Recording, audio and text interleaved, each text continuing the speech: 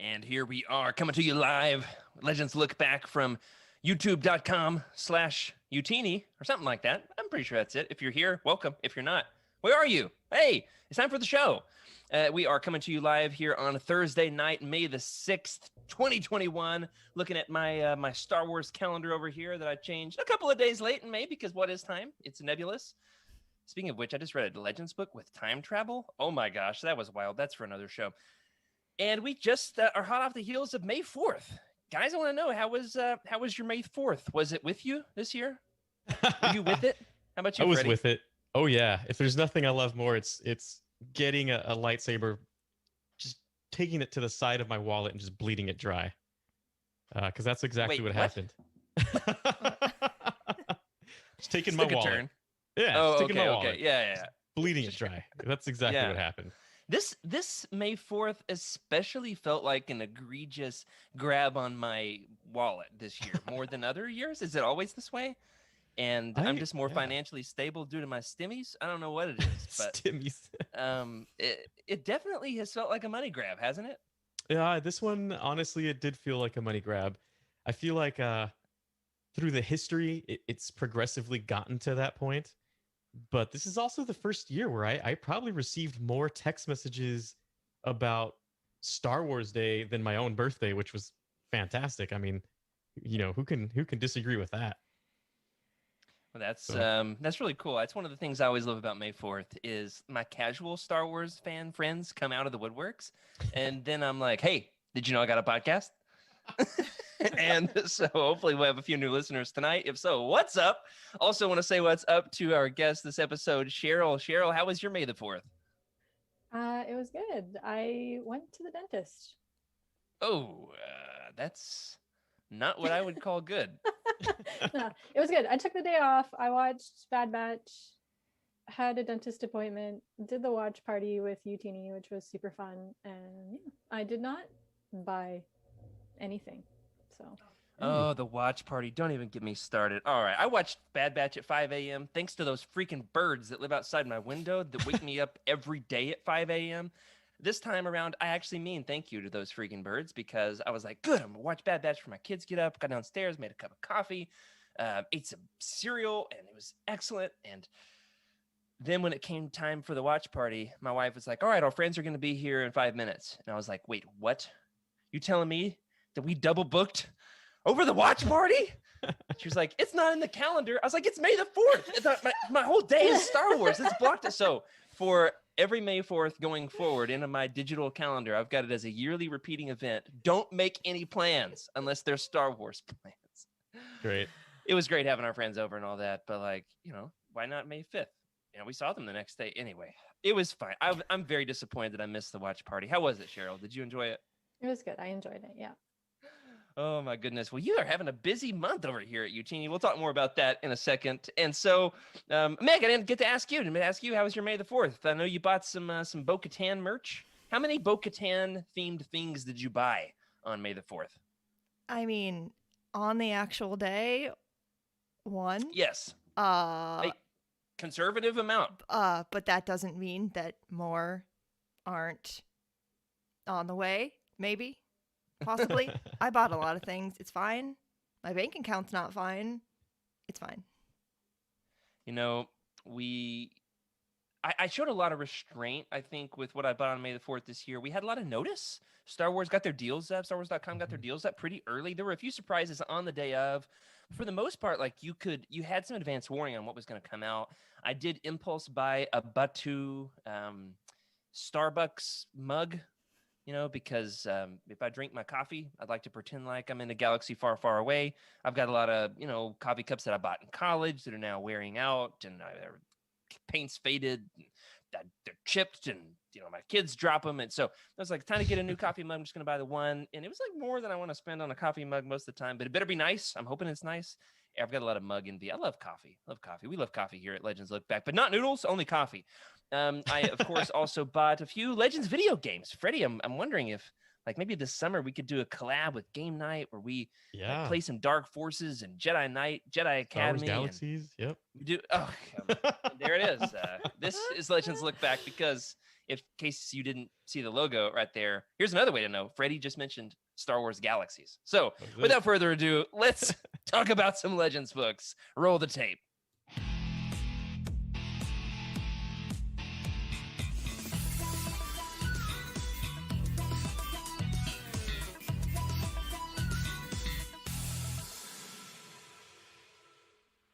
Hello, everybody, and welcome to Legends Lookback, a show that is proudly part of the Youtini podcast network, because that's a thing now, a Star Wars books podcast for people who happen to like their Nokia flip phones just fine the way they were. Thank you very much. Where we talk about all things Star Wars Legends, celebrating our rich EU history, as well as diving into lesser-known Star Wars classics. I'm your host, Jared Mays, joined once again this week by Freddy C., who doesn't always caravan, but when he does, he caravans courageously. How's it going, Freddy? Hey, everybody, this is your buddy Kermit. Oh, no. What was that? Somebody's been watching it's great. So I got to tell you, man. Muppet Show on Disney Plus. I've been really into Kermit the Frog and the Muppets recently, and so I've been watching. You mentioned the Caravan of Courage, but I'm telling you guys, you got to see the special Muppets with the C-3PO, Chewbacca. I believe Billy D's even on there, and of course Luke Skywalker himself, Mark Hamill. So I actually had this written in the show notes a few weeks ago, scrapped it for something else like Tamagotchis. I don't know, but I actually watched this one recently too. Watched them with my kids. They really loved the little jokes and songs, and there's some little musical numbers here and there. The Star Wars episode, it's a little Trekky. There's like it looks more like Star Trek than it does Star Wars. Yeah. But then you've got like the famous meme. I was watching it and I was like, there it is. That's the meme. That's the meme right there. The Palpatine almost knocked meme. over with no the meme of C-3PO dancing. Oh, dancing. That's right. This like the tap dancing. yeah. I was like, that's the meme. That's the gif. That's the only episode of the Muppet Show I have watched maybe ever. I was like, I heard that this hit Disney Plus. And I was like, all right, we got some old Star Wars stuff. And I love the like inside joke they have with Luke being Mark Hamill or being Luke Skywalker. And then he goes backstage and changes clothes. To his, for his, what was it, his brother or his cousin or something like that? Yeah, I liked that. You could tell Mark had a really good time. That's awesome. Well, I wonder, what about our guest? Does she like the Muppet Show? Does she even have a clue what we're talking about? That is, of course, Cheryl, the star of Youtini's month of May, or shall we call it the month of Thrawn?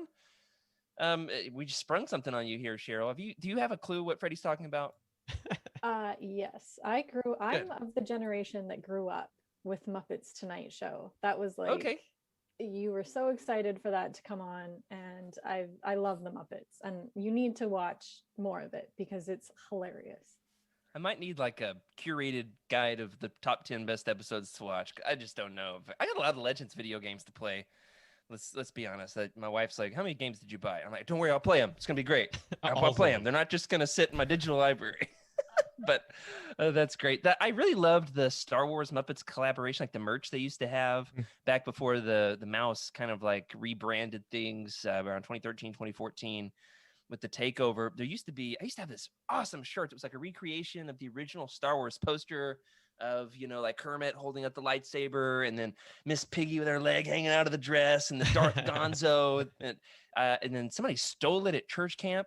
Who steals somebody's shirts at church camp? Oh no! Tell you what, somebody needs to repent. Anyway, if you're listening to this and you stole my shirt, you can hit me up on Twitter at Jared Q Mays, and I'll give you my address, and you can send it back to me. All right, I know it's been 10 years, but I really did like that shirt. You can't find those suckers anymore. Well, you've heard her laughing there in the background, and I did not forget to introduce her this week. We also have joining us tonight, alongside Freddy and Cheryl, we have once again the tech of our Bad Batch, our buddy Meg, running the keys over there behind the screens, keeping the show running. How are you, my friend? I am fantastic. And actually, I just took they put out, StarWars.com put out like that quiz of like, which Bad Batch member are you? I'm tech. So it all works out really? beautifully. Nice. Cool. Yes, it does. Fantastic. Man, Eric says in the chat, the most vicious kids I ever knew I met at church camp. That needs to be the title of your next mixtape for sure. And he also makes a good point that I made the whole bit about Bo-Katan, what you bought on May the 4th. And now I'm just looking at her stare into my soul every time I make a stupid joke. Looking at me like, nope, wasn't funny. Wasn't funny. So what's up to Bo-Katan there in the background? Gratefully, she doesn't have her own microphone because I do not want to hear what she's thinking No, you don't. right now. I can't stop looking into her eyes, Meg. Help! Okay, well, I want to ask Cheryl, of course, you have been on the show. This is your third time on Legends Lookback, of course, always with us here in the chat. And most of the time here with us in the chat, one of our most loyal fans. And I would say, of course, more importantly, a friend at this point. But I got a little beef, Cheryl. They're trying to poach you over there at Conja Book Club. I feel like there's a little bit of rivalry happening over Cheryl. We had some behind the scenes Slack convos about like, hey, we claimed her first. Tell us about what you're doing over there at Concha Book Club. I was invited after volunteering as tribute multiple times to talk Greater Good, which I have only got up to chapter 14, so no spoilers. Okay, I'm a bad secret keeper. There's like one big twist. It's when you find out that I'm gonna keep it. I'm not gonna say it. I'm also gonna be on Star Wars Archives. Oh yeah, wow, you're really collecting these stones in your Infinity Gauntlet. Oh, cool. Excellent. I haven't even been on that show proper yet. They talked about having me on and then crickets. So hey, looking forward to that. Looking forward to listening to you on it. Honestly, it might be my favorite podcast ever of anything. I really love Star Wars Archives. They're doing a great job. It's just right up my alley. Very much my niche. Trevor and I share a Legends soul in a weird way. Freddy agrees. Yeah. Well, I really loved listening to your episode of Conja Book Club. Can't wait again to listen this weekend. Absolutely marvelous content over there. Loving your analysis of Big Bluey himself in his, how many novels has Thrawn been in at this point? 1, 2, 3, 4, I don't know, like 9th or 10th novel.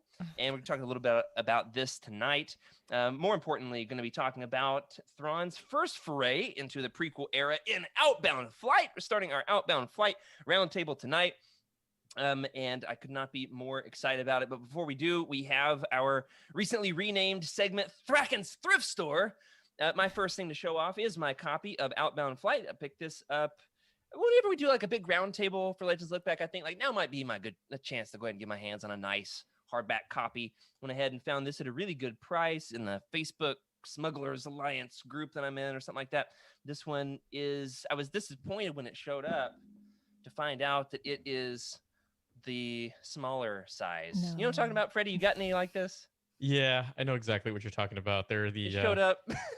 I was like, oh, okay, that's fine. It's like a special edition, or what is it, the Science Book Club version or something like that. Those have a typically different size than normal. It is hardback, and it's in good condition, and it was cheap. So, like, I don't want to complain. Especially, I just love the back of it. Look at the cover here. Look at young Thrawn. Nice. It sounds like a rapper, Young Thrawn. Over here, looking hot and fresh, and this might be my favorite Thrawn art ever. Love this. How about you guys? You got any new acquisitions to show off on the show? I do. I got this bad boy right here. Oh, don't even get me started, Freddy. It only took I don't know how many delays, but I finally got it. So I'm really excited to bust this open real soon. Yeah, this book has so nice. If you're listening on audio, Freddy is showing off the Star Wars Insider Fiction Collection Volume 1. You know what we're talking about. We've talked about it at length on this show. It after being delayed 2 or 3 times, has now been released, and it's hardback, and people have it, and they're showing pictures, and they're freaking out. You know who else is freaking out? This guy, because as one of the biggest Legends fans in the universe, I have a freaking Legends podcast, all right? I've been hyping this book. I love Insider. I've been reading Insider for a decade, and I still don't have mine. It's supposed to be in a week. No. I'm going to be patient. It's fine. It's wild. I just got a really good audiobook today that I'm digging. I've got a lot of yard work ahead of me. I'm really busy with work. It's fine.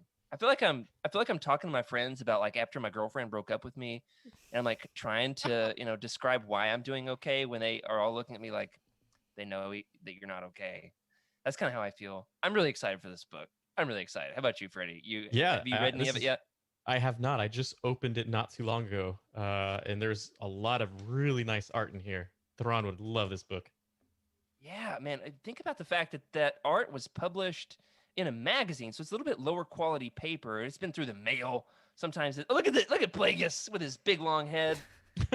his massive nose, ready to snort some galactic power. Man, that is awesome. And now it's being collected in this hardback format. That art can really shine. I feel like this is a really great way to elevate that art. Get it in front of more eyes.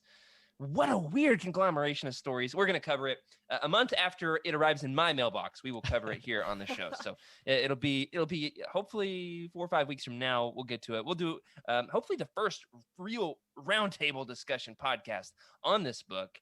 And hey, Insider, Titan, if you're listening, you want to give us volume 2 early. We could be ready for that the day of release review podcast. All right. Maybe we'll see if they're listening. How about you, Cheryl? You got anything new to show off on the show? I do. I also hit up the thrift books. And Oh, that sounds heavy. Oh my adding God. to my hardcover collection. Hey, nice. They're a little banged up, but they'll do for like $6 each. Cool. Yeah, Yeah, that's not bad. definitely. She's got Thrawn. We always have to talk about which Thrawn book are we talking about. We're talking about the first canon Thrawn book from, what was that, 2017, 2018? Then we got Thrawn Alliances, which is maybe my favorite canon cover. Not my favorite canon book, though. I like the one with him and Anakin, but they had like a special. Oh, edition yeah. of him. Yeah. That one's great. Yeah, that was sucker is expensive. It's hard to find these days. Ooh. And then Thrawn Treason. Yeah. Excellent. Cool. Yeah, those hardbacks look really good together. And then this one is kind of a holy grail. Nice. Last Jedi. What's fun, Cheryl, is I just finished yesterday the Legends Last Jedi 2 days ago. And then here you are with the canon Last Jedi. So now we just need one more that's neither canon nor Legends, and we'll have a trilogy of Last Jedis. How about you, Meg? Any new acquisitions? Yeah. First of all, sorry to rub this in again, but I got this. Ah, I'm sorry. And then, hang on. I started it's okay. sweating. I just broke out into a sweat when I I'm saw so that. sorry. I have one more thing. Angsty sweat. Oh my God, it's heavy. That was good. I got my first order Stormtrooper helmet today. Oh, nice. I did. I pre-ordered it a long time ago, so this is not technically part of the many purchases that I made this week, but it did happen to come this week. So there's that. That's good timing. You're sorry. What Stormtrooper? What? What Stormtrooper did you get? The first order one. They just released it. Is it a Funko? No, it's like a full size it- helmet. Full size. Is it like helmet. Hasbro or? Yeah. Oh, really? Yeah, Cool. like the new Black Series one. That's nice. Did you hold it up? Did I see it? Did I just like My God. not look at it? Oh, Here. Yeah, there it is. You didn't hold that up here, did you? yes, she did. Oh, It's really was heavy, I? and now I'm sweating. there you go. I'm just helping Meg get her exercise. I follow her on Strava. I know she didn't get in a run today. So. Wow. Uh, You're just gonna Sorry, call. no. Oh my God. All right, no, here's what happened, All Meg, right. is I was moving my window on my computer so I could see your beautiful faces on my other monitor. And so people wouldn't have to look at my long nose from looking over this direction the whole time. What a fun show we are going to have here on Legends Look Back. And I am glad that you are here with us. After Thracken's Thrift Store, we have our next newly renamed segment, Legends Lookout.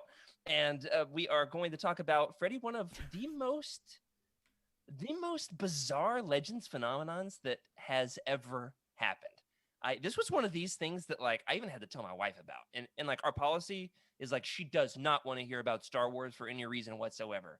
But I was like, I can't hold it in. I got to talk about this. All right, Freddy, do you remember us talking about this bad boy? If I can get it, here we go. Heart of the Jedi. Of course. Did a roundtable on this, right? Yeah. The Cheryl, tell folks what this is. That's the book that was never published, but That's right. went very far along in the pipeline and never quite made it. I think was it just before the Disney acquisition? No, this was old school. This Oh, this was is like yeah, like 92. back- This was written in 92. yeah, Okay, back well, like during Trusa Bakura. I was listening, but I wasn't listening. No, it's fine. It's fine. This book, Freddy, all right, we did the first ever podcast roundtable review of this book on the internet. But over the last week, this book has become the #1 topic of discussion among Legends fans. It has taken on a life of its own, unlike anything I have ever seen. Have you seen some of the internet buzz around this thing? I have. I saw where it was on the sci-fi list, and I had to go back and search, and I was like, wait, is this the one that shouldn't exist? Yeah. And I'm so glad that you have it on this Legends Lookout, because I looked at it and I was like, there's no way. I got to talk to Jared about this. This is an absolute anathema of the Star Wars publishing universe, and like there's definitely a Death Star coming up on the horizon, ready to blow the sucker up, like Alderaan. If's in the chat for Alderaan and for this book, because the mouse is gonna blow this sucker up any second. Any second. It's a loophole. It's a gray area, like a gray Jedi is what this book is. It exists in that nebulous space of, is it okay to do this or is it not? The author, Kenneth C. Flint, in partnership with StarWarsTimelines.net or something like that, did a little over a year ago a partnership releasing this book to the public for free as a PDF, for the Legends fandom to just take a peek at. It's not about making money. We talked about the impact this made on this author's career and the real world ramifications of that on our episode a few episodes ago with Trevor, The Lost Legends of Legends. And they released this for the public. I printed it, not for the purpose of anybody else getting their hands on it or making any money, as much as I had a concussion and needed to read it on paper instead of on digital screens. I just needed to consume it. Somebody else had the idea, and they were like, instead of just printing it just for the sake of reading it, I'm going to print it and make it available for the masses. And so somebody made... On that podium is Heart of the Jedi at number 3. That's right. It made the podium of specifically this very niche. Okay. If you just Google Amazon sci-fi bestseller list, you're going to find a dozen different bestseller lists, because there's like hard sci-fi and hard sci with a female protagonist. And I don't know if there's that one, but this one is specifically the sci-fi adventures list. Science fiction adventures. If you leave adventures off, it's not on the list. But it's on the podium, Freddy. It's on the podium. Now, here's what's crazy. This is number 3 on Amazon's as of a couple days ago. Today, it's dropped to number 9. I think there was a lot of frenzy. It built up. It's going to go back downhill. People are going to get their hands on it. Slash the mouse is going to blow it up. It was ranked ahead of Greater Good. It was ranked. A Greater Good is at was as of Tuesday. I don't know. Earlier this week, it was at number 6. Heart of the Jedi was at number 3. And that's crazy. There's no other word for that, but it is bizarre as the book itself. Don't you think, Freddy? This whole phenomenon? It is. It's bizarre for many reasons. One, it never got published. So how the heck did it beat Greater Good when Greater Good had all the publishing behind it, right? That mega corporation money. Yet and the name Timothy Zahn, it's got Tim Zahn on it. Exactly. So that just shows you that, George Lucas's whole vision of Star Wars with a young farm boy beating the odds. That's right. This is a real underdog story. It's so cool. It shows that the Legends fandom is crazy. We're crazy, y'all. We'll buy this thing. We want the weirdest, most obscure things. In case you can't tell, I'm really excited about this. Yeah. Freddy, we were like right ahead of the curve on this, don't you think? We could almost say that we are the reason. All right. Now, here's the thing. I want to take credit, but nobody's giving us credit. So I don't want to just be here standing over on the sidelines like, hey, guys, notice me. Instead, I just want to say, like, this is just fun. This is just fun. Yeah. And the saddest thing is Kenneth C. Flint isn't seeing any of the money from the fact that this is charted above Greater Good on this one specific list. Of course, Greater Good is on so many other lists, New York Times bestsellers and Amazon combined print, ebook, and audiobook. It's on all the lists. This is on one very specific niche list. But I'd like to see Kenneth C. Flint profit from this, not from the book, because that's illegal at this point. I'd like to see him get the credit he deserves. I just want to see him prosper. I want to see him, and maybe we'll get him on the show. Who knows? Mr. Flint, if you're listening, congratulations. We love your book. This was fun. We're enjoying it. And what a weird phenomenon this is. What else is worthy of notice? Everything feels minuscule compared to that one, doesn't it, Freddy? What else we have for Legends Lookout? Yeah, let's see. We've got Boss Funko Pop announced. It's a GameStop exclusive. So, Bosk, I'm assuming it's Bosk, right? No, Boss from. I don't collect Funko, so you gotta help me out here. Meg, which Funko is this? Tell Freddy what Funko we're talking about. It is. Uh, It's the It's- Republic Commando figure. yeah. It was announced on May 4th. Meg was very busy on May 4th buying Bo-Katan's. I bought so many Funkos. It's fine. But I also bought this one, so there you go. Yes. The boss Funko. It's a Legends Funko, right? He's in the Republic Commando novels. He's in Republic Commando, the game that I bought, but it's not going to come in for like another 6 months, 7 months. I've got other stuff to play in the meantime, but I'm going to be excited about it when it gets here, and it's going to Does go he on have display.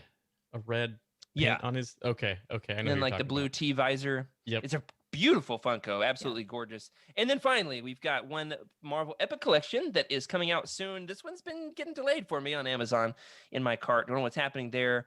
But the Marvel Legends Epic Collection Old Republic Volume 4, which collects a lot of the comics. These have such crazy names. A lot of the comics from the Old Republic series that tie into the Star Wars Old Republic video game. Not to be confused with the other Old Republic comics that have nothing to do with the video game. This one is coming out on June 8th. And after it's been out for a month, we're going to review it right here on the show. I've never actually read all of these. I've read a few assorted bits and pieces. I remember absolutely nothing from these. So it's going to be like reading it for the first time, and I'm excited. I've been trying to play through the Old Republic for like 2 years. Maybe I'll get it done in time just because of this. We'll see. Hey, you know what we are going to do? We're going to talk about this wonderful book. And is it in my top 10 Legends books? You can find out in just a minute. We're talking about Outbound Flight. Of course, this is a big year for Timothy Zahn. It's a big year for Thrawn, isn't it? This is the 30th anniversary since readers were introduced to Big Bluey himself, Grand Admiral Thrawn, in Timothy Zahn's seminal breakout novel and the number one New York Times bestseller, Heir to the Empire. Not to be confused with Heir to the Jedi, which is one of Meg's personal faves, or Heart of the Jedi, which is one of everybody's personal faves right now. Heir to the Empire. There's a lot of HTT somethings in Star Wars, I've noticed. You got Heir to the Empire, Heir to the Jedi, Heir to the part of the... Oh, my goodness. It's been 30 years since we met Thrawn. Not only did it kickstart the expanded universe as we know it, it introduced one of the most enduring characters to ever capture the hearts and imaginations of Star Wars fans, young and old. Since then, Thrawn has gone on to make the move into canon content with his appearances in Star Wars Rebels, a name drop in The Mandalorian Season 2. He's now midway through his second canon trilogy of novels with Thrawn Ascendancy Greater Good, having just been released on April 27th, Thrawn lately. Of course, when this came out in 2006, this was early in the timeline. This was 27 before the Battle of Yavin. It's 5 years after the Battle of Naboo, which places it, 5 years before Attack of the Clones. This is a young upstart Thrawn. He's got some victories under his belt, but it's definitely still so far from where we meet him in after Return of the Jedi, not just after Attack of the Clones, after Return of the Jedi in the Thrawn trilogy. We're going way back with this bad boy. Interestingly enough, Freddy, the paperback includes a short story. Boy, I almost wanted to say that in a British accent because I'm thinking about our buddy Trevor across the pond. I say the words short story, Mist Encounter. You ever read Mist Encounter, Freddy? Yeah, actually, I was reading it just before the show. I didn't get to finish all of cool. it, but it's one of those short stories that I've asked a lot of people. I was like, have you read Mist Encounter? I feel like it gets passed up pretty often. Now, from what I remember about it, and it's been a long time, I think it actually is incorporated into the Thrawn canon novel that Cheryl's showing off for us there. Mm-hmm. Is that right, Cheryl? It is basically verbatim Cool. how we meet Thrawn in this novel, except for the exclusion of Eli Vanto, because in Outbound Flight, Cardos kind of takes the role of Eli Vanto. Yeah. Do you mean Eli Vanto? Eli Vanto. That's the way he's pronounced in the audiobooks. Oh, the I don't listen southern to accent. the audiobooks, so I don't. Hi, everybody. I'm Eli Vanto. I know. I need to read the Eli Vanto Thrawn books. I need to read them with my eyes instead of listening to the audiobooks, because that, as a southerner, the Eli Vanto southern accent really takes me out of it. All I'm doing is I'm hearing the Lars Mikkelsen Thrawn voice, and I'm not hearing anything Thrawn's saying. And then I'm hearing the southern accent. I'm not hearing anything that Vanto's saying. So I need to actually sit down and read those books one of these days. But it's crazy that Zahn, what other author could get away with that? Just copy pasting their their It's so Legends true. short I mean, story it was into so a good. canon book. How could you not? You're just like, this is great. I'm just going to reuse that. He borrows a lot from his Legends. Yeah, he does. We'll talk He more about does. that. I'll have to read that. All right, this weekend, follow along the Legends Lookback Discord channel. I'm gonna read it this weekend. We'll see. Yeah, did Rail Everos just enter the show? Eric says that's right. Rail Everos sounds a whole lot like Eli Vanto. You know what I'm saying? Yeah, looking forward to reading this. Now, this book also ties in, interestingly enough, with another Timothy Zahn book. Cheryl, tell the folks about Survivor's Quest. Yeah, Survivor's Quest is a prequel to Outbound Flight, sort of. No, I It's don't both know. a prequel and a sequel. Yeah. So when did Survivor's Quest get published? Yeah, I think it was published first. Let me see. Oh, it's got maps. It's got art. That's gorgeous. Oh my Yeah, goodness. Yeah. Look at that. That's so Oh cool. yeah. I feel like Thrawn. You think Thrawn does that every time he opens up a book and finds art in it? Oh, guys, look, there's art in there. Yeah. 2004. Yeah, so beat it by 2 years. Oh, okay. So yeah, which makes sense because It's a very Star Wars thing to do, isn't it? it's them trying to figure out what happened to Outbound Flight. Mhm. Yes. Right after the fact, decades after the fact. So it's Mhm. Luke. It's Mook. Luke. I said Mook. Luke and Mara's honeymoon adventure. All right, Is they're that like newlyweds. Is that like the Raylo of the original trilogy? Mook. Yeah, it's their celebrity couple name, Luke and Mara. Oh my, or Laura, like my aunt down in Arkansas. All right. They of course wrote this book in 2004, telling about Luke and Mara going and discovering what had happened to Outbound Flight, and then Timothy Zahn a couple years later gets his chance to tell what happened to Outbound Flight in the prequel era. So very interesting relationship. We'll talk more about that in our next episode. The basic idea is that in 22 years after the Battle of Yavin, so 50 years after this, Chiss explorers discover the remains of Outbound Flight, and newlyweds Luke and Mara team up with the Chiss, the Imperial Remnant as well, to investigate. So you've got these like 3 different parties, and it's kind of this love triangle of politics and standoffs and a lot of posturing. And then the one thing I remember, one thing and one thing only from this book, is Luke faces off against destroyer droids, like droidicas. And Yep. I remember at Legends fans back in the day, we were like, "Whoa, Luke is fighting against droidicas!" And it was really cool at the time, really awesome. I mean, when else does that happen other than when you're playing with your Legos, right? It's you just recently reread this, didn't you, Cheryl? Yeah, I had never read it before, and I was going to read Outbound Flight, and shout out to Mike and Joey told me, no, if you haven't read Survivor's Quest yet, read Survivor's Quest first and then read Outbound Flight. I'm gonna do the opposite. I'm gonna read Survivor's Quest next. Now I've read them both before, but I don't know that you have to read it first, and we'll talk more about that. Which one you think is necessary to read first? So, but that's in terms of the behind the scenes, the trivia leading up to us covering Outbound Flight. There you go. That's about all we've got to say on this. Anything else we've missed in terms of like the little nuggets? You got any nuggets for us, Freddy, on Outbound Flight? Honestly, not at the moment. I'll just say one thing. I slept on this book for way too long, and I'm excited that I got to read it again. Yeah, man, me too. And I will talk about my history with this in a minute. Spoiler alert: it gets emotional. All right, it's a heart-wrenching story. I'm starting to sweat just thinking about it. So, without further ado, let's talk about Outbound Flight. This is going to be spoiler-heavy territory, folks. If you've not yet read this, many Legends fans, and I think myself included, would consider this one of the greats, one of the best. I'm going to go ahead and make my prediction now that this is going to be included in the Legends Essential collections that they're doing from Del Rey, these repackaging, reformat, reprinting. I'm thinking Outbound Flight's going to make the cut. What do you think? I think so.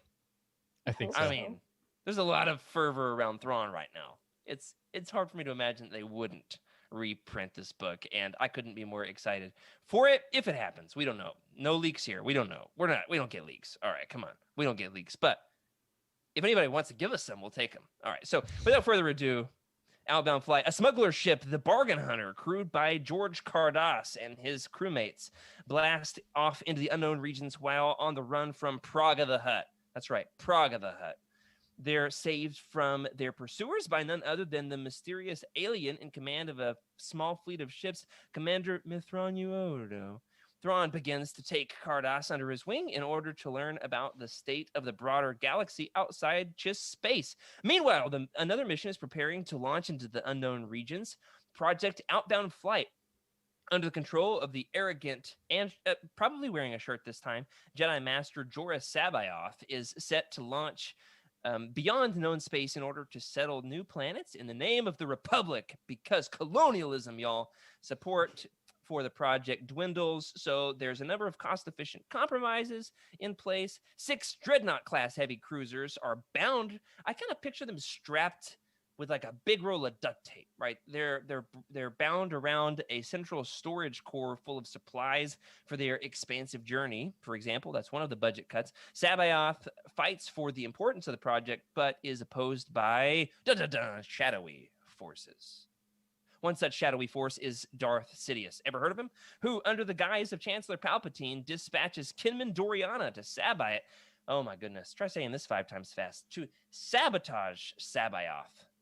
That looks easier on the page than it is for my tongue to say. Everybody try saying that 5 times fast. Sabotage Sabayoth. That was a mistake for sure. Meg, why don't you edit this? Edit my show notes. I'm not touching your show notes. Save me from myself. No. Good luck with that.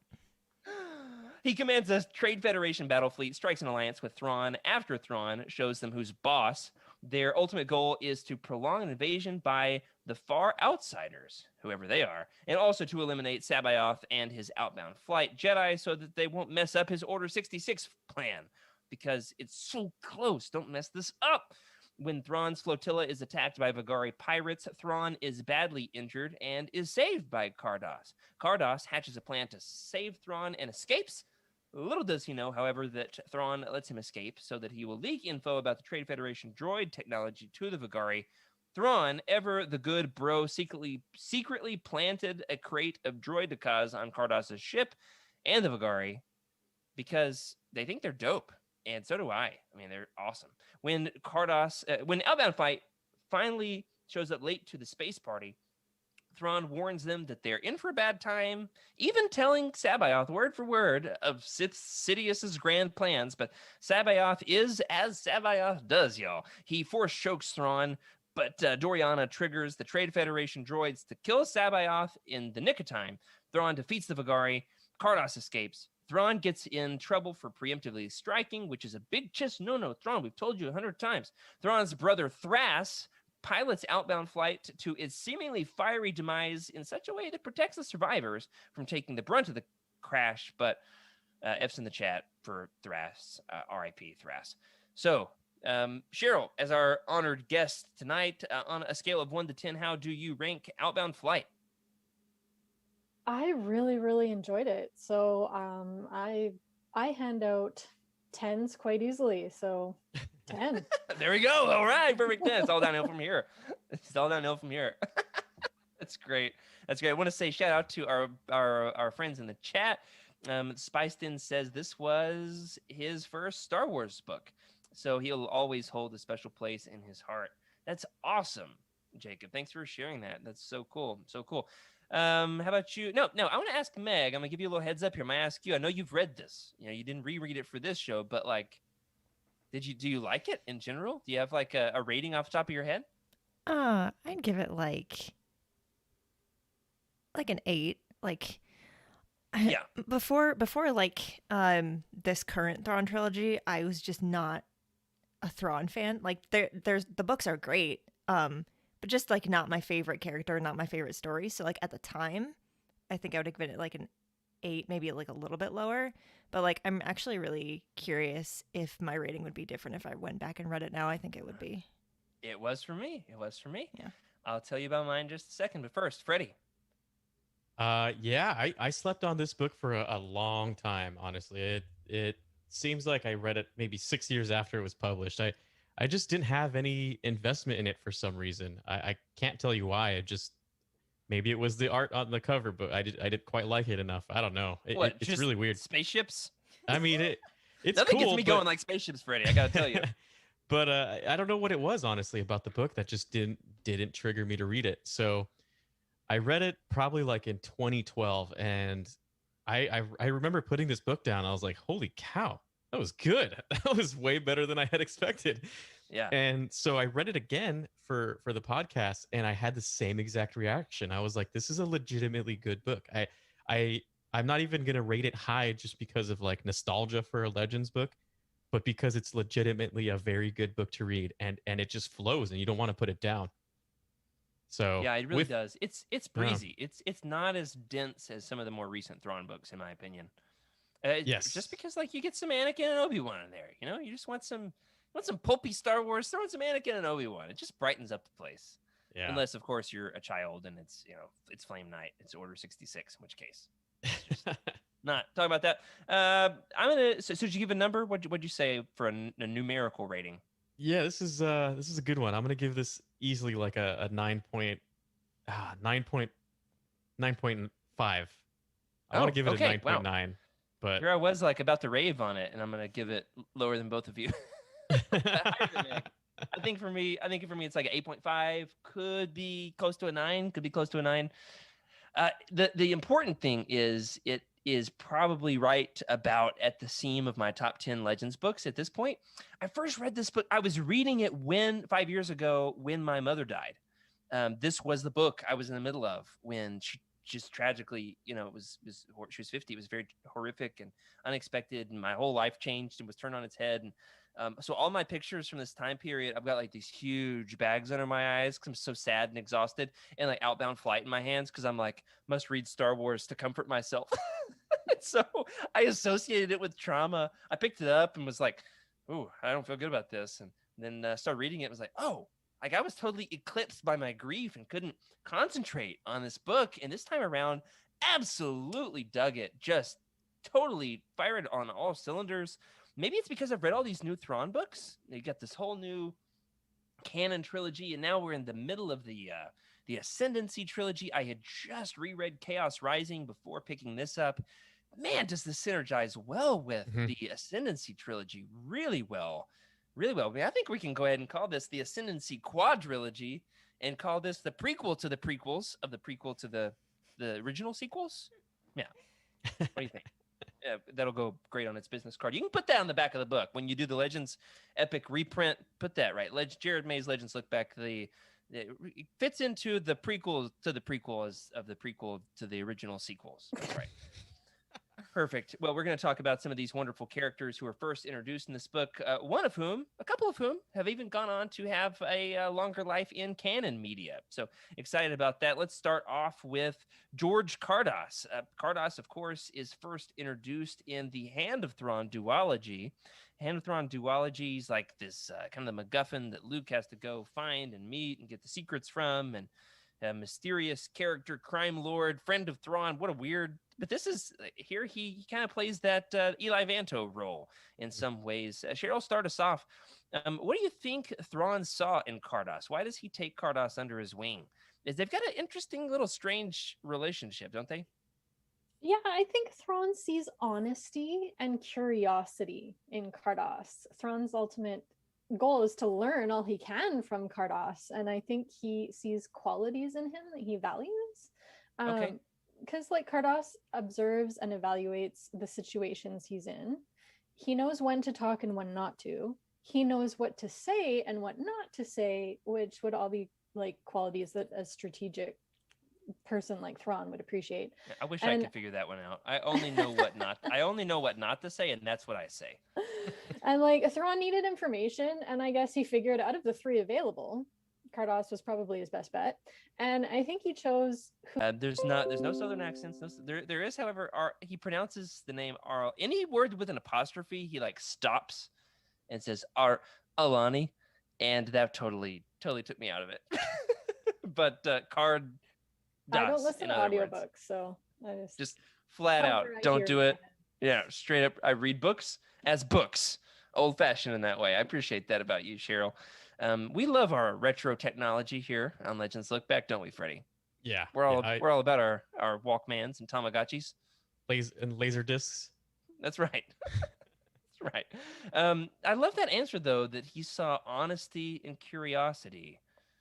Man, all right. I can't start with Cheryl anymore on any of these questions because her answers are so good that whatever we have to say next, Freddy, sounds really dumb, doesn't it?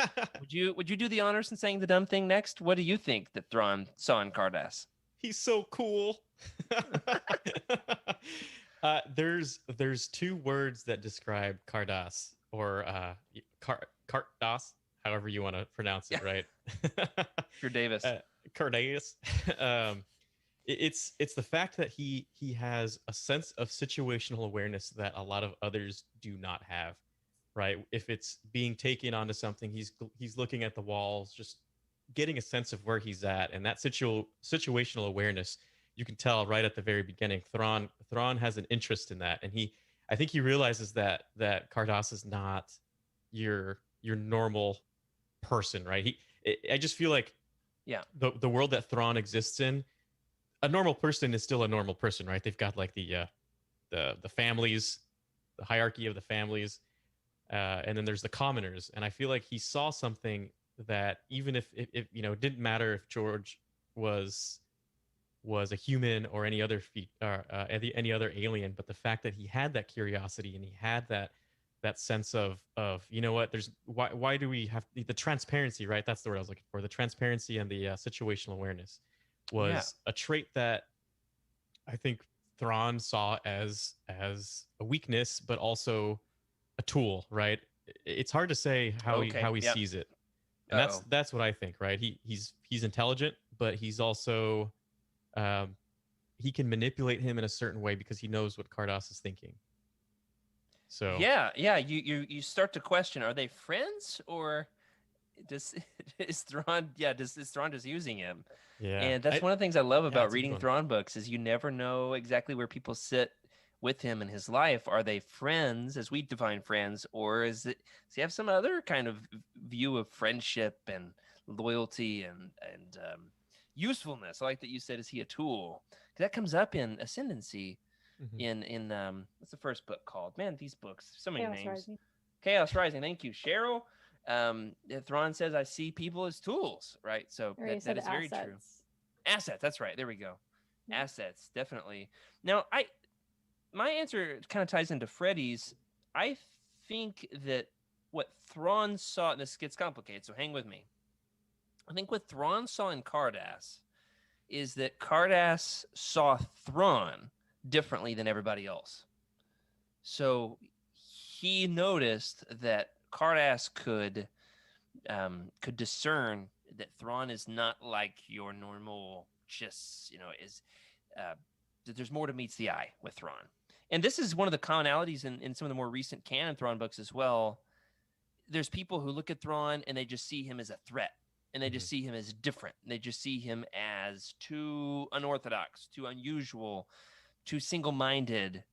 Whereas Cardass sees that he's not all bad, and there's so much brilliance to him that he's fascinated by Thrawn.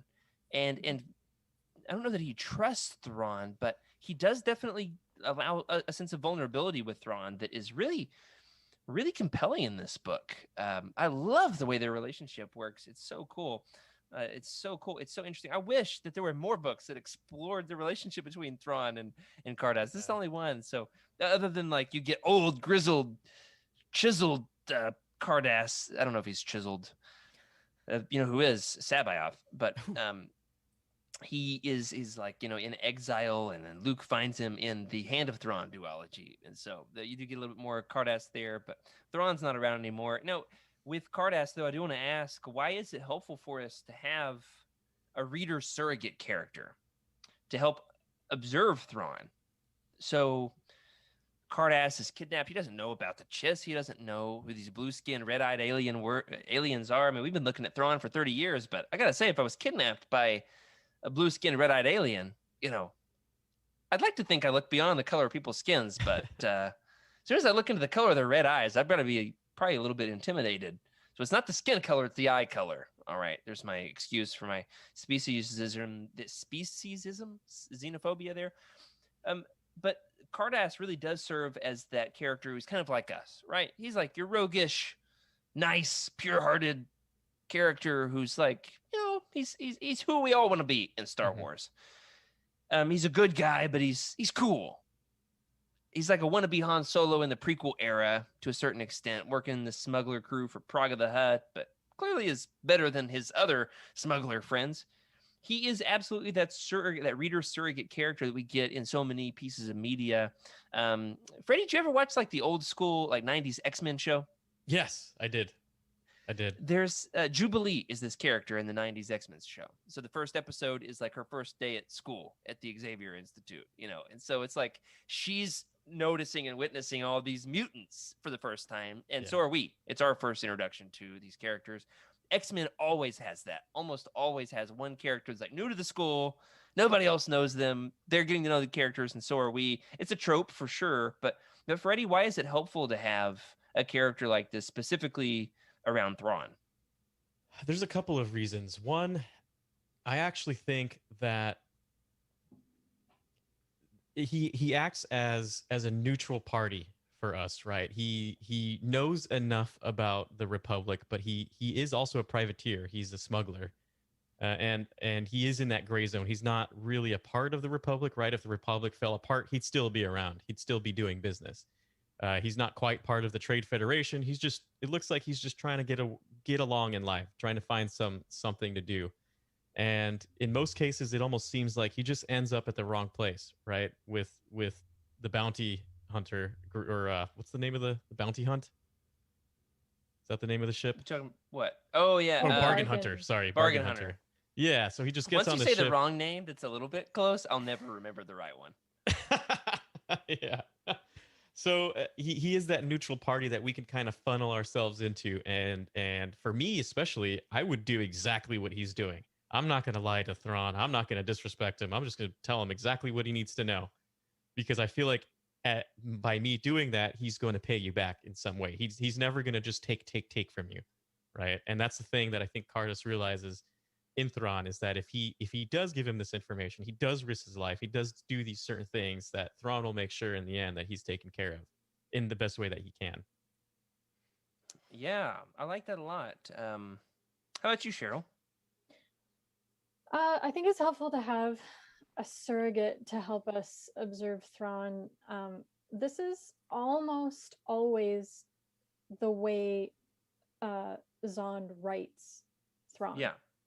That way the reader, the reader never knows what's really going to happen. But it also, I think, helps keep the enigma of Thrawn.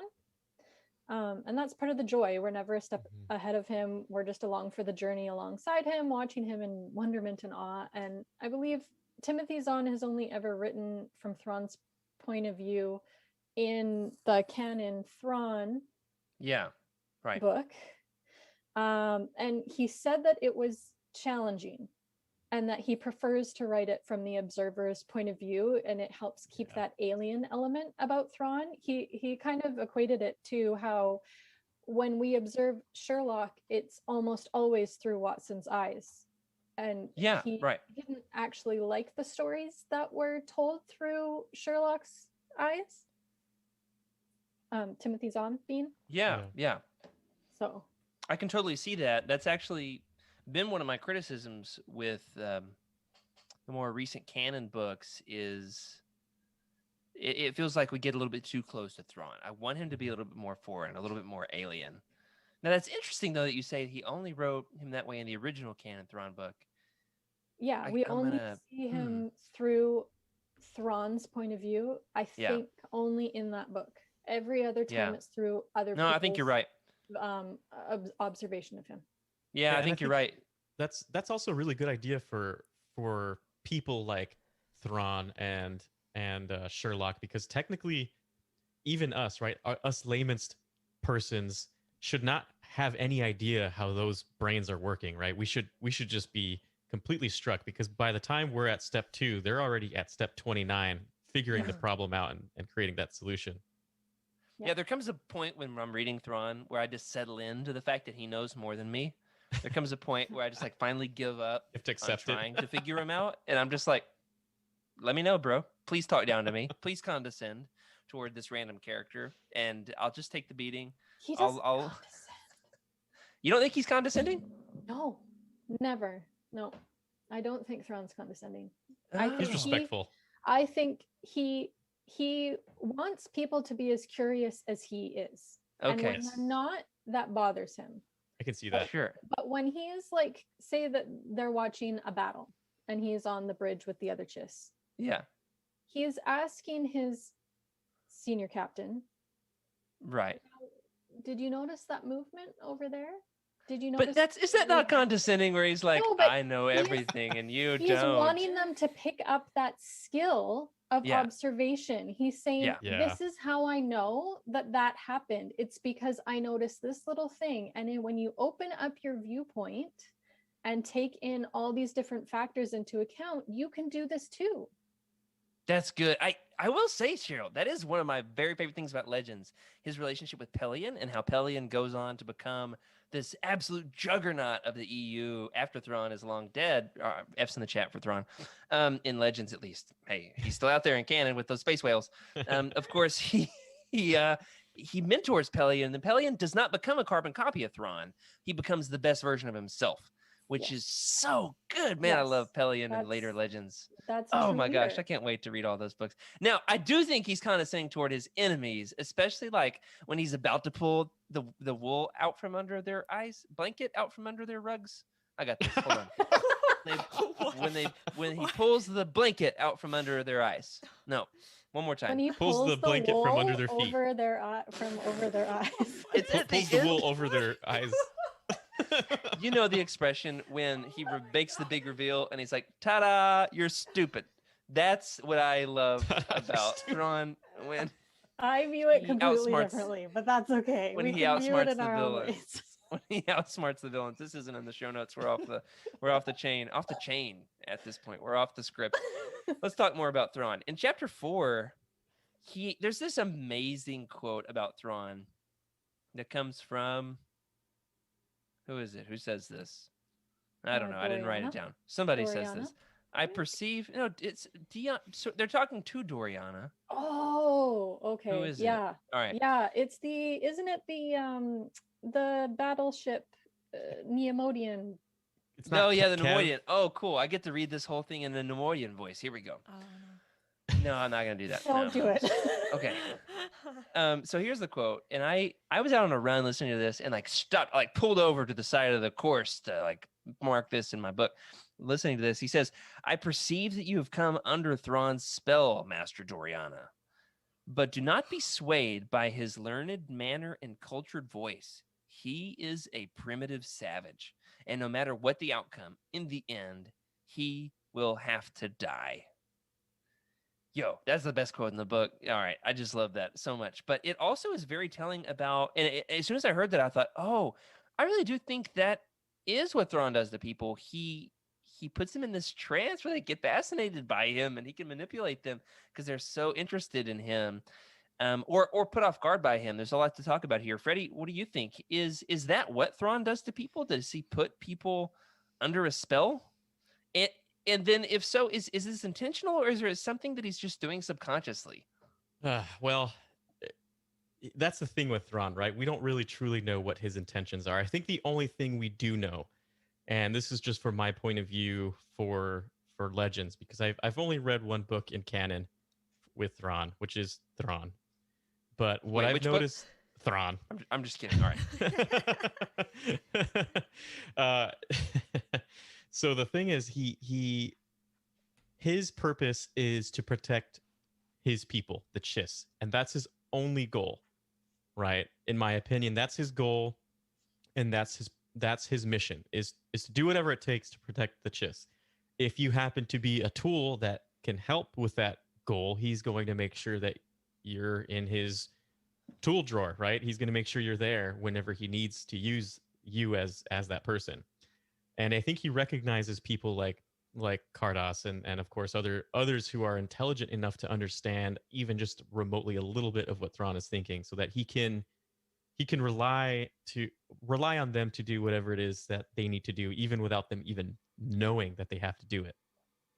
So Yeah, it's a little bit of it's really both, yeah. difficult to really pin down if he's doing it intentionally or not. I think in general, most beings are just attracted to something that is that intensely smart, I guess. I have no idea how else to put it. Maybe that's why I keep buying these expensive Thrawn action figures. What about you, Cheryl? Do you think this is something that Thrawn does to people? Does he put people under a spell? He certainly does that to me. Your question, is it intentional or is it something he does subconsciously? I think it's somewhat intentional because Thrawn is very much adept at reading people really well.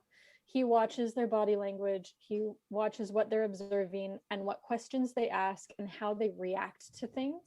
And this helps him understand people's motivations, and it helps him to predict what their next move or actions are going to be, much like how he does with interpreting art. I say somewhat intentional because I don't think Thrawn is wholly manipulative in that he never abuses this talent to rule over others or to be cruel. And there's another passage that shows Maris, who is technically a prisoner of Thrawn's, looking at him with adoring hard eyes, and Cardos is like, she's being, and I quote, drawn in by his intelligence, courtesy, and sophistication. And I was like, same, Maris, same.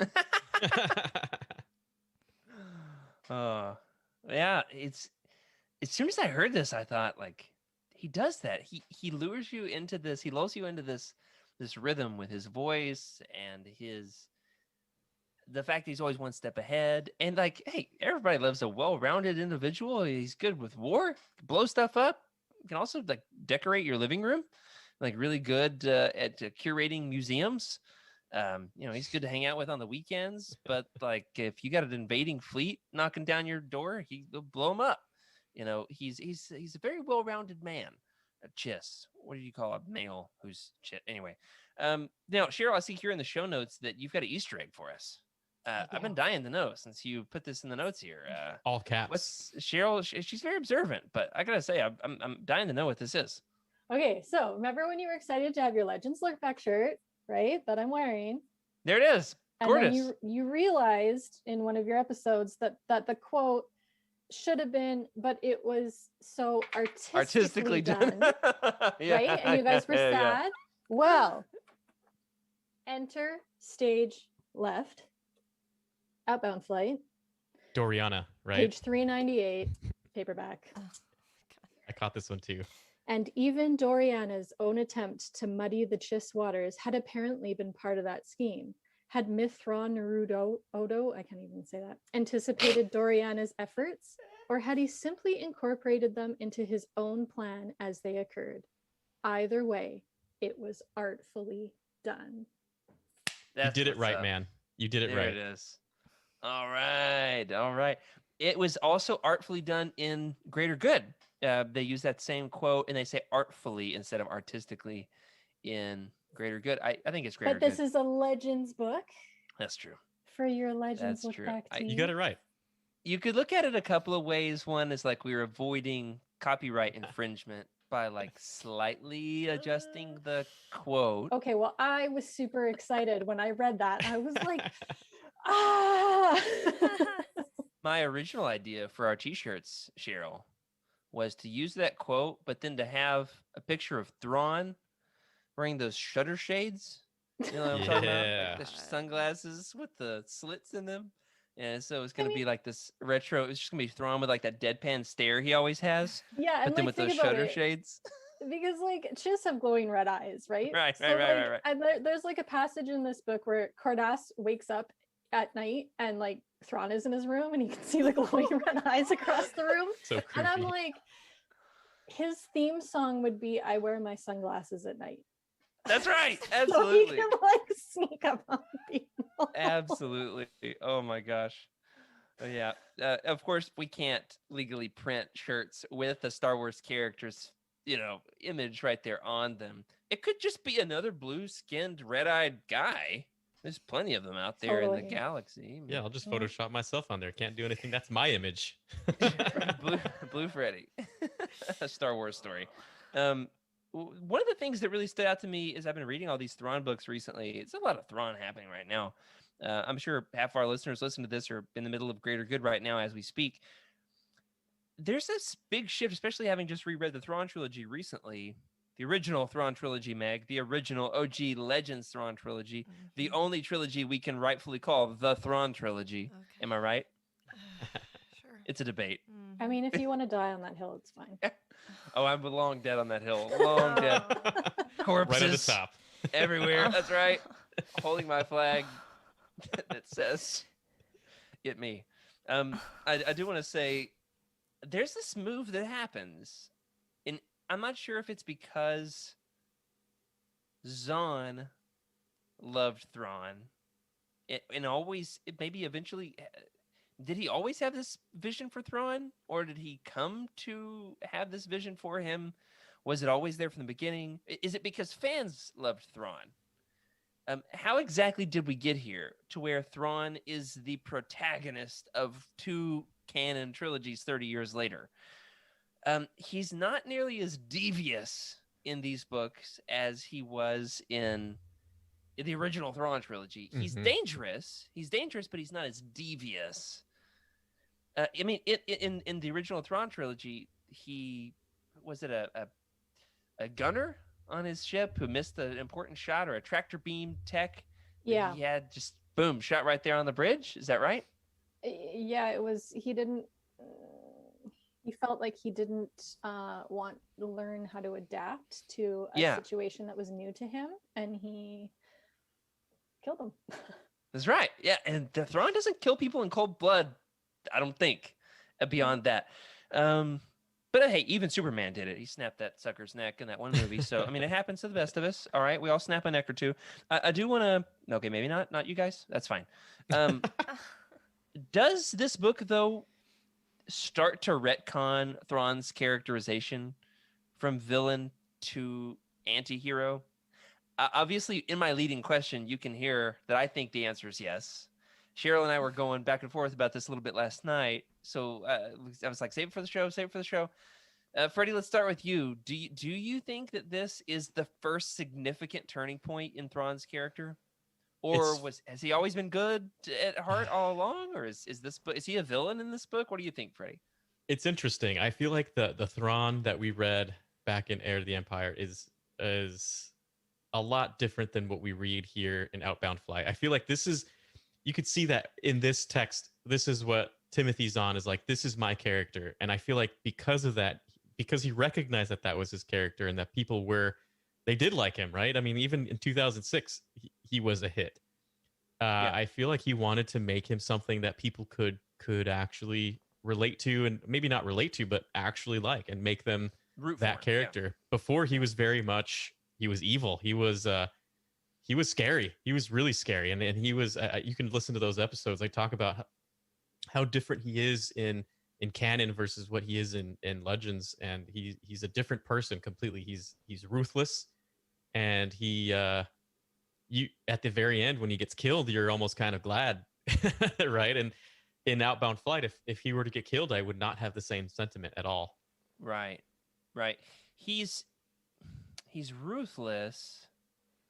I've got a hypothesis here that if you started with some of these more recent books, or even Outbound Flight, and then went to the original Thrawn trilogy, you would feel like, yeah, sure, it's the same character. He's changed. It's later in life. He's a little more war hardened.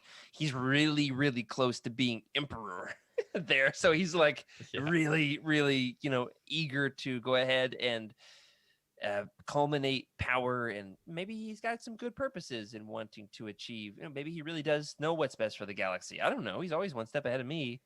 But I think if you start with the original Thrawn trilogy, as many, many, many people have, then you go to these, you feel like there's a little bit of disconnect.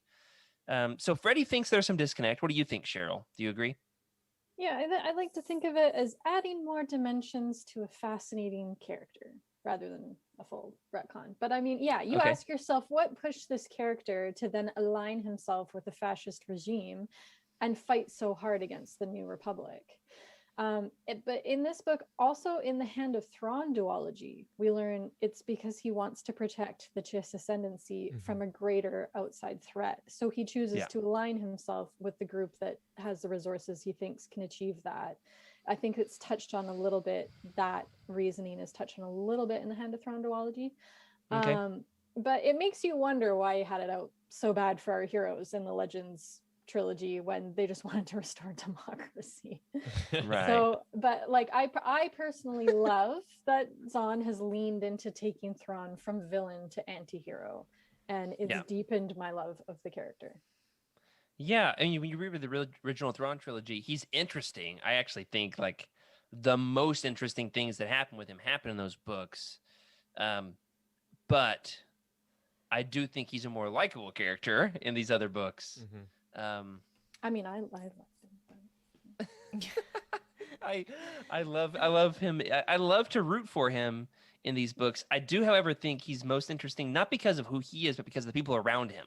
I think Thrawn is made more interesting depending on the characters who are around him. And so, especially in this book, what's fun is we get the introduction of one of the mainstays in Thrawn's journey, and that is somebody who has been especially fleshed out in recent canon media, and that is Admiral Arelani. Of course, she's come a long way from her initial introduction in Outbound Flight. What do you think, though? What do you think Zahn had in mind for Arelani in her initial introduction? Do you think he could have possibly foreseen how far her character would come in her subsequent appearances? Freddy, I know you're not totally caught up on Arelani, but surely you've read the book a little bit. Do you think that Zahn had anything had in mind where she would eventually go? Because man, has she come a long way. Her character is so fleshed out. I don't think so. It's hard to say because she seems very much just an accessory, right? In Legends. Well, I mean, she only shows up right in Outbound Flight that I know of. In that book. I'm looking it up. I'm wondering if she's in anything else in Legends. Yeah, I can't think of anything. And it just seems like she was there to challenge Thrawn at the beginning because she did have more power than him. And it seemed as if she was useful to kind of wedge that how would I put it? I'm not entirely sure how to put this. It doesn't seem like Zahn really thought about that character, I guess the consequences of what she would become. It just to me it doesn't ring out that way, right? In Outbound Flight, it doesn't. There's nothing that really signifies like, oh, I need to know more about her. That's an interesting question. You're a little more caught up, Cheryl. What do you think? I think Zahn was trying to show us what an admiral of the Chiss expansionary defense fleet was like, who didn't have the same level of Thrawn's tactical genius. To show us a very competent Chiss leader and warrior who was more reserved in her conquests, more in alignment with Chiss philosophy. She may agree with Thrawn's analysis of the Vagari threat, but she's less zealous in their pursuit and conquest. I think, to your second point, I think Zahn very much likes to reintroduce characters that he likes. Yeah, definitely. I mean, why wouldn't he? She's a great character, and I think if he sees the opening that works within the story, he's going to bring them back. And I think it's I can't wait for Sabayoth to make his way back into canon. It's a smart move because fans of those characters are thrilled to see them again. They're going to say, "Who's that shirtless, chiseled guy over there? Who's that Jared? arrogant bastard over there?"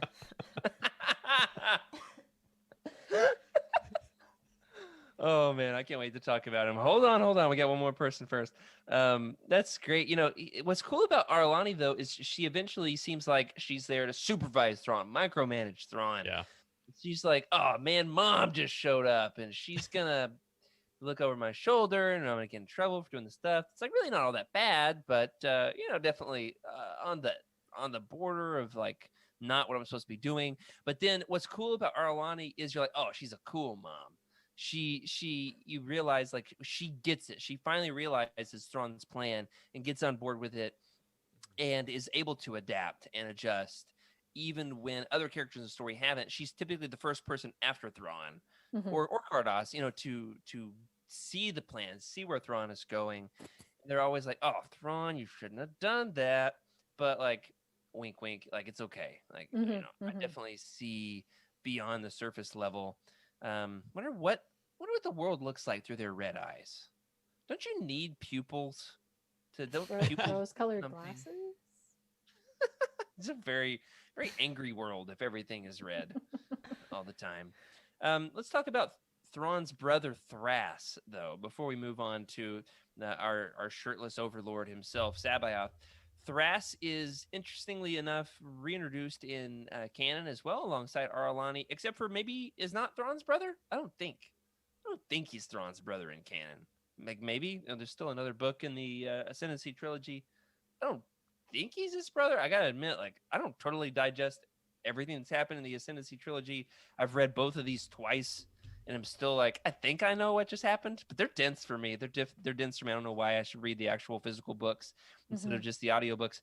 I think that would help. But Cheryl, help us out here. How do Thrawn and Thras differ?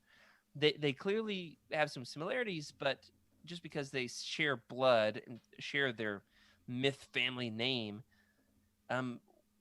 obviously both heroic in their own way, but yet some core fundamental differences. Compare Thrawn and Thras's ideologies for us. Okay. You asked the specific question, which of them is more heroic? That's the next question. So that's what. Okay. Okay. So we'll go to that.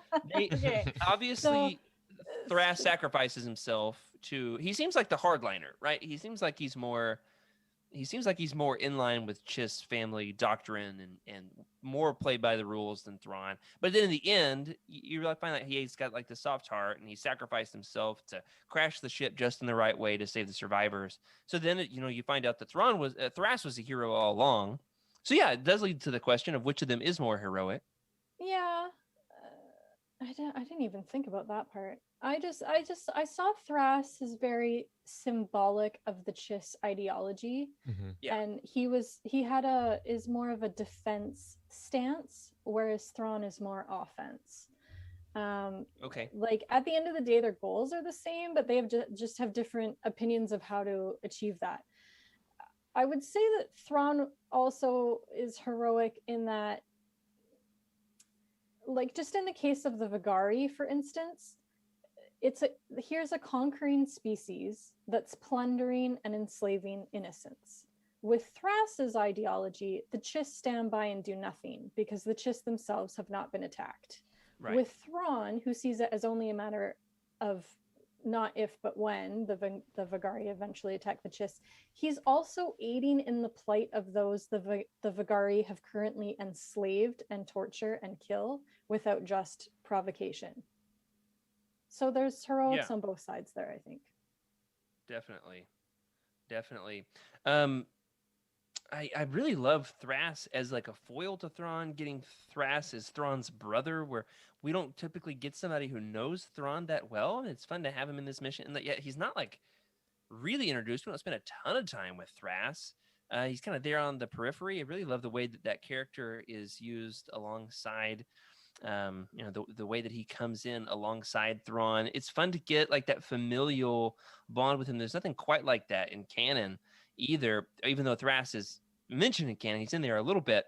It's not quite the same as he is here in Outbound Flight. Freddy, you want to take a stab at this one? How does Thras demonstrate his heroism in this book? Mithrasaphas? I forget what his name actually is. Mithrasaphas. Thras to me is the political / aristocratical version of what a Chiss I think would be, right? He's thinking about the family. He's thinking about Thrawn, and he does not want Thrawn to be kicked out of the family, and he doesn't want to be that commoner, and he does care about Thrawn, it seems. At least that's the feeling that I got. And because of that, right, he comes down to more of a he comes more to like a, how would you say it, like a, I guess I just said it earlier. He's more political, right? And he takes that political arm, and with that political arm, sure. Yeah, comes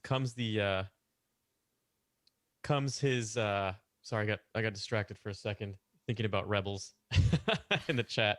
We'll talk about that in a sec. But in my opinion, that's more important. The family is more important than him than anything else, right? Whereas Thrawn, it's the Chiss in a whole, which is why he wants Outbound Flight out of there. He knows the second that that's a good point. any one family gets a hold of that, it's going to endanger the Chiss as a whole. Whereas Thras is not really concerned on that level. To him, it's more of the family, the family, Thrawn's connection to that family, and that's where I think that comparison comes in. That's I one of also the kinda things. got- oh, Go ahead. sorry. I No, just you got go the ahead. feeling that their relationship was somewhat strained. Yeah, Yes. definitely. Right. It's like their ideologies they're not just like conceptual differences between them. There's clearly a backstory there that whatever has separated them, whatever has strained the relationship was significant. It's not just like they're brothers that don't understand each other. there's something I under think the it's surface just there. There's like a their story. fundamental, like their ideologies don't, of course, like Thrawn is being Thrawn and Thras is more like Chiss ascendancy. So there's always going to be that tension. And I think that was kind of the underlying current of their relationship. Yeah, definitely. I'd love to get that backstory. I'd love to get that that prequel Legends story, which is never going to happen, of what exactly did go wrong between them. I'm glad we're getting more of this explored. And in the Canon Thrawn books, you speculate, you read a book, and you go, oh, I feel like there's a story there. What happened to Thrawn's, I don't know, his sister or whatever. And then you do get that story. You do find out. And so trying to be careful here not to spoil things. No spoilers, please. No spoilers. All right. One more character before we close out tonight. Next week, we're going to do our overarching questions. Let's talk about the man, the myth. Oh, that's funny. The man, the myth, the legend. How did I just thought of that? Oh, man, that's great. Oh, Meg, use that in the tweet for next week. Thrawn is not a myth. He's a legend. Right. He's not. He's both that and anyway. Sabayoth. This time, the real Sabayoth, the real one. All right, not the clone, not Joruus Sabayoth. We finally get to know the Jedi Master, who the Dark Jedi clone from the later Legends trilogy is based off of in the first place. And guess what? He's just as much of a jerk. How, Freddy, does Sabayoth demonstrate So both much the, worse. the excesses? He's worse. You think he's worse? I think he's as so a much Jedi? worse. Yeah. Me How too. does he demonstrate the excesses and the corruption of the prequel era Jedi? I feel like he's emblematic of like the worst of the Jedi, don't you? He is. He reminds me of. I feel like that's exactly what Darth Tyrannus was, right? He just saw himself as better than everybody else. I am a Jedi. I am better than everybody else. And the reason why people like Anakin like that is because he treats Anakin with respect, right? But if Anakin were not a Jedi, I don't think it would be the same thing. I mean, every time I read anything from Sabayoth, I just want to punch him in the gut. Every single time. And he just has this, we talk about holier than thou when it comes to Jedi, and if you want to read a character who exemplifies that the most, it is absolutely Sabayoth, right? He just very thinks that holier than thou. Exactly. If you have the Force, you're better than anybody else. Otherwise, you're just a commoner. And Wondering if he likes that Metallica song. So in terms of my view on that, he very much is the corruption of the Jedi, the overabundance of confidence, and obviously it leads to his downfall, and that leads to the downfall of every single person. Well, yeah, every single person in Outbound Flight. He is the cause of all of their deaths in the end.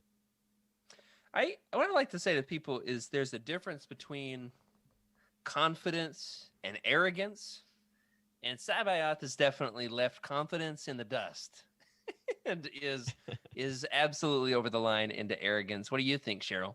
Yeah, he demonstrates the excesses and corruption of the prequel era Jedi. I think the fact that he is a Jedi master and in and of itself shows the corruption. Like that he's someone who embodies arrogance and indignation at that level should not be able to call themselves a Jedi master and shouldn't be a member of the council. He views himself as superior and more than, and has absolutely no hubris whatsoever. He demands and does not ask. There's no room for conversation. When it's at that level, it's no longer about serving others. The fact that someone like that is still permitted in the order and allowed to represent it shows how far it's fallen. I mean, is he any worse than Mace Windu? He's worse. He's so You think much so? worse. Yeah, Oh my okay. gosh, yeah. He's worse than Legends Mace Windu for sure. I think that Sabayoth is so good in this because on the one hand, we as Legends readers are playing off of his clone self. But we're also in this book finding Sabayoth paired against Thrawn, so they're not often in the same scene. It's only there at the end of the book, but he is clearly, we're going back and forth between Thrawn chapters and Sabayoth chapters, Thrawn and Sabayoth, and Thrawn, who's a villain with a capital V, is a better person at heart in this book than Sabayoth, who is a Jedi Master, who is then, of course, pitted against Obi-Wan Kenobi, who's a Jedi, I think just still a knight at this point. He is, hanging out and hanging around, and kind of like our fan, like throw us a bone, help us feel good about things, a little bit of familiarity in this book. Obi-Wan and Anakin, they're along for the ride for most of the book, and you put Obi-Wan up against this guy, and Sabayoth looks horrible. The places where Obi-Wan's like, I don't think this is the right thing to do, man. And Sabayoth's like, go home, get off my ship. It is so well done to have, so artistically done, you could say, to put Sabayoth in this triangle between his clone self, Obi-Wan, and Thrawn in these three very different ways. It works so well for me. So it leads me to this question: who is you both, I think, already answered this. Who is the bigger villain, Sabayoth, Joruus Sabayoth, or Joruus Sabayoth, the Jedi Master or the Dark Jedi from the Thrawn trilogy? Lead us off, Cheryl. Oh yeah, I think they're both pretty on par. Sabayoth in this iteration of his life is immensely arrogant, as we said. He's dismissive, condescending, impatient, and in a short amount of time, he basically becomes a dictator on Outbound Flight. And it's pretty clear his intention is to willfully rule over all others, however he sees fit. I think the difference in this book is that he stops short of actually trying to rewrite someone's mind, like he did in The Last Command. But if he had continued on living, he may have well gotten to that point as well. But his acclamation of control through manipulation and intimidation over even other Jedi Masters like Obi-Wan shows just how dangerous he is, even when not erratic or unstable like his clone was. So I think this iteration is more dangerous. Yeah, he doesn't even have an excuse this time around. That's why. Can't blame the cloning take. I think that's literally why I had the same exact thought, right? That his clone is not the evil, well, it's not the bigger villain, because he has that underlying factor of, he's a clone with some fried wires, right? So you expected him to be a little crazy, and there was really no excuse for the real Sabayoth. I think he was just an absolute horrendously he's a horrendous person, honestly. I like I said, the amount of times I just wanted to throw my book against the wall and punch him in the gut if I had it here. Although I'd probably break my fist with those nice abs. So no, we don't know what Joruus Sabayoth's abs look like. Yeah, I mean, if he's I anything, picture him being anything more like of a his clone. dad bod. Yeah, I picture him like having that comfortable middle-aged Jedi body, where he's not had to like physically exert himself very often. He tells people what to do, and they're like, I guess he's a Jedi, so we have to do what he says. And Rotund. He's rotund. We got a great question here in the chat from our friend Star Wars Timeline. He, of course, was very active in the Living Force chat the other day. I love the commentary there about the Genndy Tartakovsky series. Can't wait for us to cover that here on the show. We'll get to it before too long. He asked a great question, which is, do you like Thrawn's portrayal in Rebels? I've got a nuanced answer to this. I want to give you guys a second to think about it. Do you like the way Thrawn is portrayed in Rebels? I'm going to say yes and no. Yes, I like the things they honor about him from Legends. So I think the best things about Thrawn in Rebels are the things that they borrowed from Legends. I love his, the way he's able to interpret, Sabine's art, for example. And it's cool that you've got a character in Rebels. That's her whole thing. She loves to decorate Stormtrooper helmets and Mandalorian armor, and she loves spray paint. So one of the main characters is an artist that works really well for Thrawn.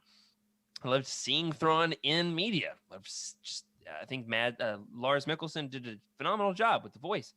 Loved some of the outsmarting the rebels with battle tactics and decimating Phoenix Squadron.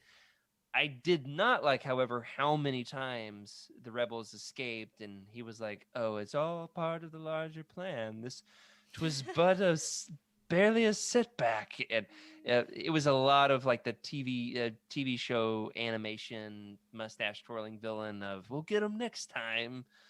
Scooby, what do you think though, guys?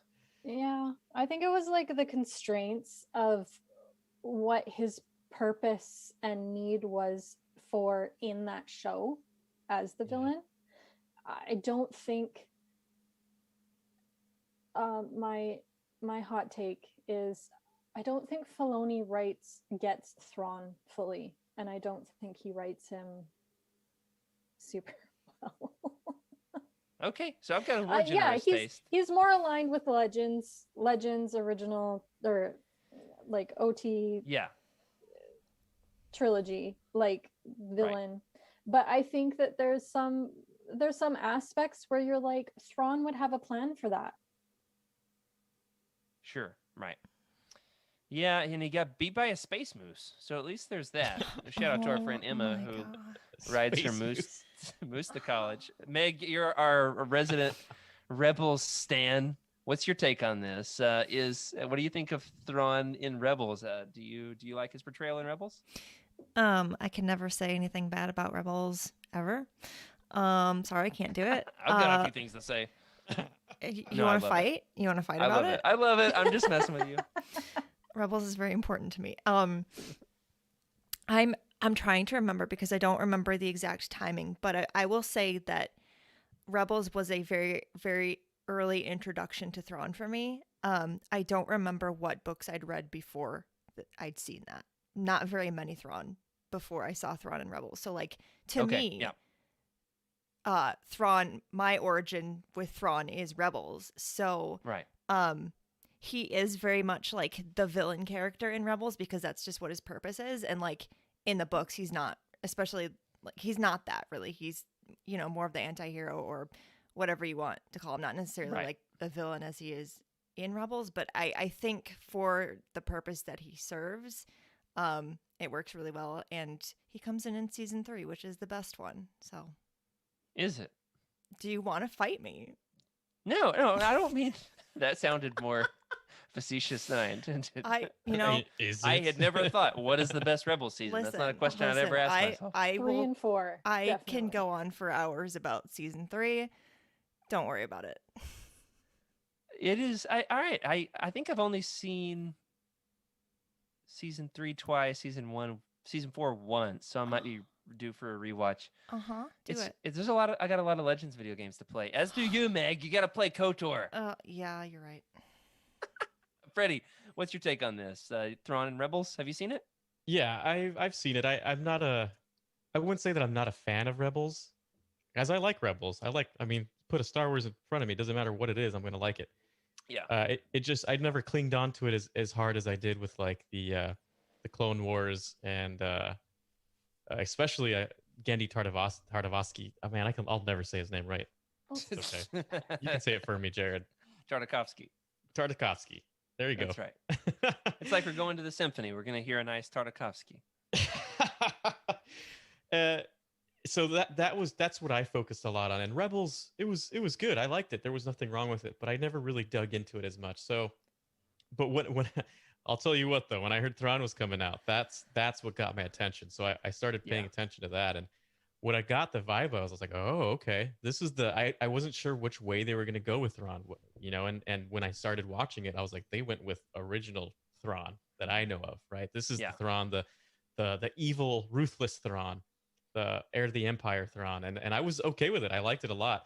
The only thing I didn't like, and I guess it just comes the nature of television, right? Is how do we make these people survive the next round, right? And I know his whole point was eventually to find as many of the rebels that he could to wipe out, but at the same time, I think there might have been better ways to do it, because I honestly didn't feel like the core team really should have been able to escape from somebody like him, right? I feel like how did you guys manage that? Come on, like the ragtag group, I don't think you're on that level, especially from what I know of Thrawn, what I've seen in the books. You've got to be a strategy genius to do Yeah, that, this right? this scrappy little crew, like they can outsmart Thrawn. Yeah. Ezra, like Ezra can outsmart Thrawn. Ezra. Oh my So gosh. that's my thought, Freaking hate right? Ezra. It's just it's the nature of television. That's all I chalk it up to. Yeah. Yeah, that's good. One thing I haven't said yet is there's no calamari. I love those things. I like my Thrawn with a big yellow lizard on his shoulder. And if Which you don't have a way? yellow lizard, he doesn't have my stamp of approval. I want to see a lizard on his freaking shoulder. I want to see. All right, whatever comes next with Ezra and Thrawn. First of all, please kill off Ezra. Second of all, I want to see them discover. I'm kidding. I'm just messing with y'all. I want to see. I just shot first, like Greedo. All right, I want to see. I want to see them stranded on a random planet, having to do like a trek through the jungle, like Luke and Mara did in Heir to the Empire. I want to see like a reverse of that, but with Thrawn and Ezra. And then they find like some calamari, and then Thrawn's like, "I like him," and then he just keeps him on his shoulder for the rest of the show. And then Ezra can't use the Force on him, but Ezra likes animals. That's his thing. And so like they get some pet calamari, and that's as far as my idea is. And we'll keep workshopping it. I'm kind of liking it. All right. This has been a lot of fun. Can't wait to continue this conversation next week, Cheryl. We're going to talk all about the overarching questions. We're talking about more connections to Survivor's Quest. We're going to talk more about the Vagari. We're going to talk about Thrawn. Is he a better Zahn? Is he a better sequel era writer, original trilogy era writer, prequel era writer? We got a lot of fun stuff to dive into next week. Coming up, also next couple of episodes to be paying attention to next week, of course, is going to be our second part roundtable on Outbound Flight. From there, we are also going to be doing coming up soon a review, a roundtable on the Star Wars Insider Fiction Collection, if mine ever shows up in the mail. And then the next roundtable coming up after that with a few other kinds of episodes sprinkled in there just for fun. Eventually coming up in June, we will do the Shadows of the Empire crossover event with the Cosmic Force. So looking forward to that. We have War of the Bounty Hunters just started this week in Marvel Comics. And in a lot of ways, it's paying homage to the old school Legends classic Shadows of the Empire, which I have yet to ever crack open. I have never touched it and just pulled it off the shelf yesterday. I'm thinking about starting it. It might happen. It's going to happen for when we talk about it, and I can't wait to do that. Looking forward to that a lot. Cheryl, have you ever read Shadows of the Empire? I don't think so. Well, I don't now have you're the going to have a good greatest memory excuse. for books that I've read like a super long time ago. Nothing wrong with that. How about you, Meg? No. Great. Hey, it's going to be new for all of us. There you go. Freddie, I didn't ask you. Have you read it yet? Of course. Yeah, of course. Yeah, I like it. It's a staple. It's a staple. It definitely is. And that timeline, that time frame, when we were in a Star Wars drought, that was a thirst quencher. Cool. Yeah, it's 96, I think. Yeah. Man, that's just right when I was getting into Star Wars. I'm so excited. All right. Yeah. I've started picking up the Shadows of the Empire action figures. I've got Same. Boosh already. I've got Shizor. I almost bought Dash Rendar at the store the other day, and I passed on Dash. I felt like Dash needed to be passed on because that's like his whole thing. He's like the wannabe Han Solo. He's like your second choice. So next time I'll go back and get him. But I'm only going to get him if I can also buy the Outrider, which they also sell at my store. It's like $165. And it's like, do I need to spend that much on a plastic spaceship? Yes, but I don't want my wife to find out about it. So I probably shouldn't have said it on the podcast. But she doesn't listen anyway. So it'll probably be fine. Clearly, I'm going to need Thrawn's help in plotting this out. Need like a whole grand scheme and infiltration mission. Well, that does it for this week. Thanks for joining us for Legends Lookback. Thanks, of course, to our incredible patrons for your support. Two of whom are even here with us live tonight. Special thank you to our friend right here, right now is Cheryl Bell. Also to Patrick Ortiz, Carl Sander on our Jedi High Council, as well as to Elizabeth Cloutier, whose name I say differently every week. Sorry about that. Jason Mitchell and Sally and Chris Eilerson and Freddy C on our Alliance High Command.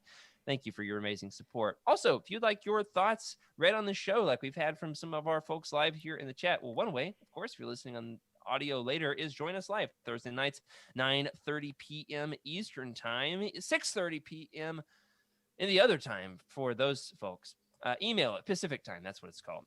Another way is to email us at legendslookback@youtini.com or send us a message in the Legends Lookback Discord channel. You can leave a comment on this episode on YouTube. Should probably go back and read those sometime soon. sure there's comments. Sorry, y'all. Also, find us on Twitter at Legends Lookback, or you can find me. I'm at Jared Q Mays. Freddy, At Wake Up Freddy. Meg, At Meg Dowell. and Cheryl. At Cheryl K. Bell. Excellent. Always got some spicy takes over there if you want to hang out in that wretched hive of scum and villainy. Also, if you'd like to buy some of these books and want to help support the show, you can look up a book on Youtini, click the Amazon link in the profile, and you can, of course, click through to Thrift Books or eBay. I think we got those over there as well. Grab your copy of Outbound Flight, get the paperback, get the Kindle, the audio book. It's abridged, but it's pretty long. It's pretty good. Also, you could get your shorty hardback or your regular size hardback. Doesn't matter. Read the book, then let us know what you think. Leave us a review. We'd love to know how you rate this bad boy. Do you put it higher than Meg, lower than Cheryl, somewhere in between, or neither? Hey, we can't wait to hear. Remember, of course, regardless of how you rate Outbound Flight, let's keep the Youtini fan code and also be a force for positivity in the fandom. Good night, everybody. May the force be with you.